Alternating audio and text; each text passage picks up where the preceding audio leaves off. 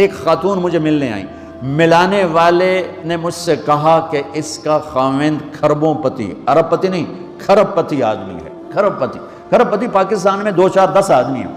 اس خاتون نے آ کر میرے سامنے بولنے سے پہلے ہی رونا شروع کر دیا، ورنہ پہلے کوئی عورت یا مرد آ کے دکھڑا سناتا ہے پھر روتا ہے، وہ روئی پہلے اور بات بعد میں۔ وہ کہنے لگی مولانا صاحب مجھے لوگ بڑا خوش قسمت سمجھتے ہیں کہ میں بہت بڑے مالدار کی بیگم ہوں، لیکن میں لعنت بھیجتی ہوں اس کی دولت پر کہ اس کا رویہ ہی میرے ساتھ اچھا نہیں، تو میں ہیرے کے سیٹ کیا کروں، میں سونے چاندی کے سیٹ کیا کروں، میں یہ کروڑوں روپے کی گاڑی کو کیا کروں جب میرے خاوند کا رویہ ہی میرے ساتھ انسانوں والا نہیں ہے اور اس کے اخلاق اچھے نہیں ہیں۔ میں آگ لگا دوں اس ساری دھن دولت کو، مجھے محبت چاہیے، اخلاق چاہیے، وہ کوئی نہیں اس کے پاس۔ چند دن بعد دوسرا واقعہ سنا، ایک نوجوان بڑا خوبصورت، وہ بھی اسی طرح لیکن اتنا مالدار، کافی مالدار، وہ آ کے میرے پاس بیٹھ کے رونے لگا، مولانا صاحب اب میں کیا کروں، میری زندگی برباد ہو گئی، میرا اتنا عالی شان گھر ہے، اتنی اچھی میری کمائی ہے، آمدنی ہے، لیکن میں کیا کروں۔ یہ اسی کے الفاظ بتانے لگا ہوں، میری بیوی کی زبان 20 فٹ لمبی ہے، میں کہا رکھ دی کتنے 20 فٹ چاہتے ہیں، میں کہا وچوں 19 فٹ کٹ دے شاید کچھ کم بن جاوے۔ کہا میری بیوی بہت بد زبان ہے، میں کئی دفعہ طلاق دینے کی سوچ چکا ہوں، لیکن میرے 3 بچے ہو چکے ہیں، بچوں کو دیکھتا ہوں تو پھر میں اپنے صبر کا گھونٹ پی لیتا ہوں، ورنہ میرا جی چاہتا ہے اس کو ابھی طلاق دے کے گھر سے نکال دوں۔ دولت بھی موجود ہے، خوبصورتی بھی موجود ہے، شکل بھی موجود ہے، عزت بھی موجود ہے، سہولت بھی موجود ہے، کیا چیز موجود نہیں؟ اخلاق موجود نہیں، حسن سلوک موجود نہیں، پیار محبت موجود نہیں۔ اب اپنے گھروں میں اگر خوشی دیکھنا چاہتے ہیں، ہر رشتے کو اگر آپ آباد کرنا چاہتے ہیں تو میرے نبی والی محبت دینا سیکھیں، میرے نبی والی محبت دینا سیکھیں، اپنے بچوں کو بھی، اپنی اولاد کو بھی، اپنے بہن بھائیوں کو، اپنے ماں باپ کو، ساس بہو کو، بہو ساس کو، سسر بہو کو، بہو سسر کو، بھائی بھائی کو، بہن بہن کو، اللہ کے واسطے برداشت کرنا سیکھو۔ مجھے میرے رب کی قسم ساری دنیا کا چین و سکون برداشت میں ہے، صبر میں ہے، صبر میں ہے، صبر میں ہے۔ زبان۔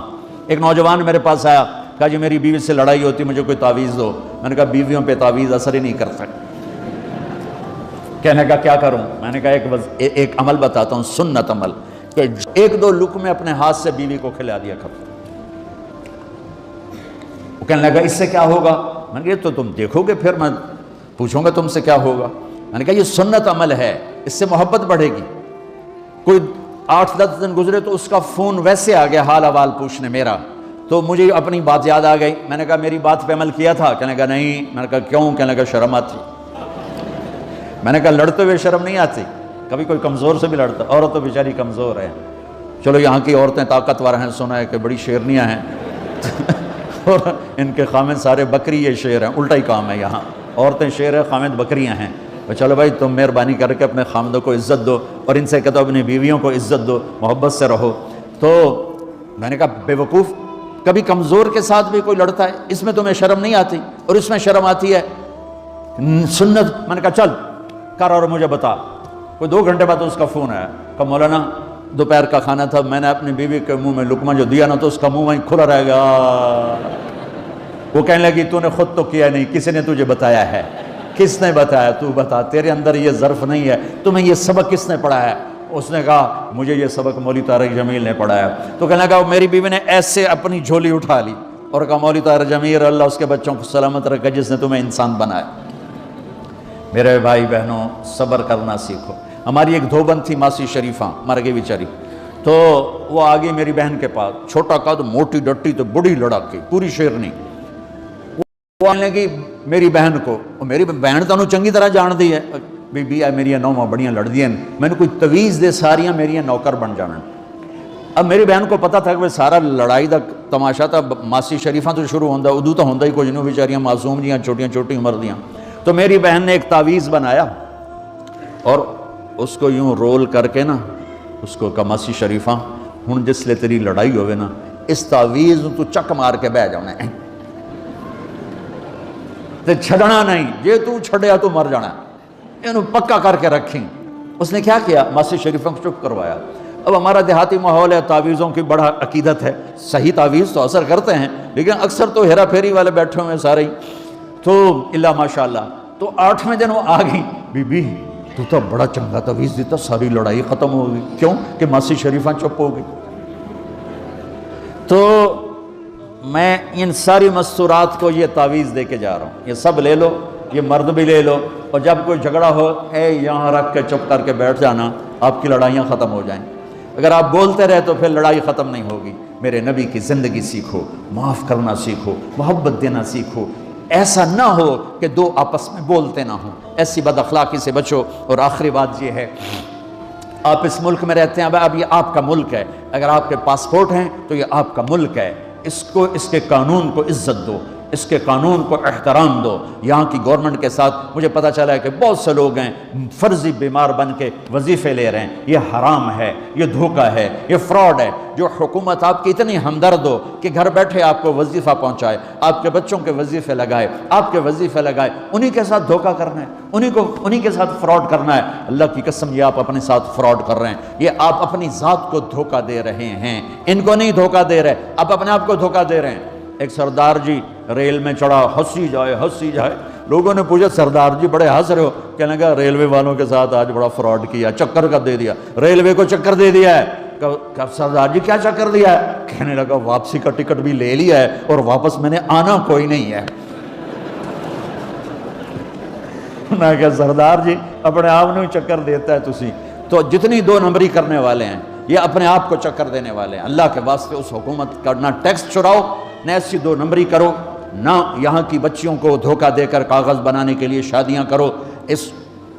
جب انگریزوں کی حکومت تھی انڈیا پر تو دلی میں ایک وہ پک پاکٹ رہتا تھا جیب کترا، اس کا چیلا شام کو 2 روپے لے کر آیا تو اس نے اس کو تھپڑ مارا، سارے دن میں 2 روپے۔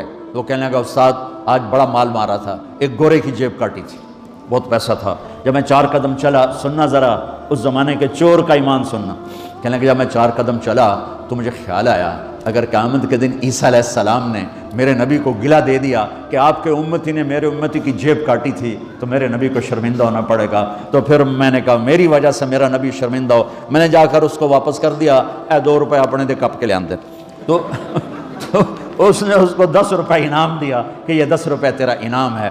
اب آپ اس ملک کے اگر ہیں، آپ کے پاسپورٹ ہیں تو آپ یہاں کے ہیں، آپ اپنے پیچھے اپنے رشتہ داروں کی مدد کریں، جو مرضی کریں، لیکن میرے بھائی بہنوں اس سے اپنا ملک بنا کے چلو، یہاں غریبوں پہ خرچ کرو۔ زکوٰۃ تو مسلمان کو دی جاتی ہے کوئی شک نہیں، لیکن صدقات خیرات پیچھے بھیجنے کے بجائے یہاں کتنے غریب لوگ ہیں، کتنے ضرورت مند لوگ ہیں، کتنے لوگ ہیں جن کے پاس گھر کوئی نہیں، کتنے لوگ ہیں جو کونسل کی طرف سے وظیفہ لے کر روٹی کھا رہے ہیں اور وہ پوری نہیں پڑتی، ایسوں کو ڈھونڈ ڈھونڈ کے ان پر خرچ کرو، کی مدد کرو، کسی کی جانی خدمت کرو، کسی کی مالی خدمت کرو۔ میرے نبی نے فرمایا ہر مسلمان کے لیے ضروری ہے کہ صدقہ دے، ہر مسلمان روزانہ صدقہ دے۔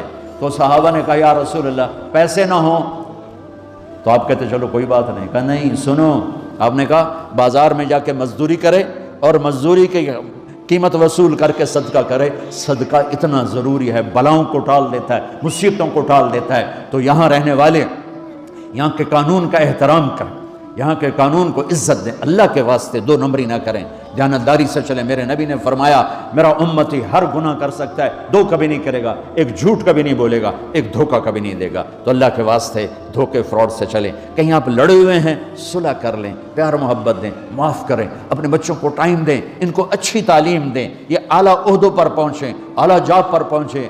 ضروری نہیں ہے کہ تمہاری طرح مزدوریاں ہی کریں، ان کی تعلیم کا یہاں سکول بناؤ، یہاں کالج بناؤ، اپنے سکول بناؤ، اپنے کالج بناؤ، اپنی اولاد کو اچھی سے اچھی تعلیم دو کہ یہ آگے چل کے بڑے شعبوں پر اور بڑی جاب پر پہنچیں اور تمہارے لیے عزت بنے، باعث عزت بنے، باعث افتخار بنے۔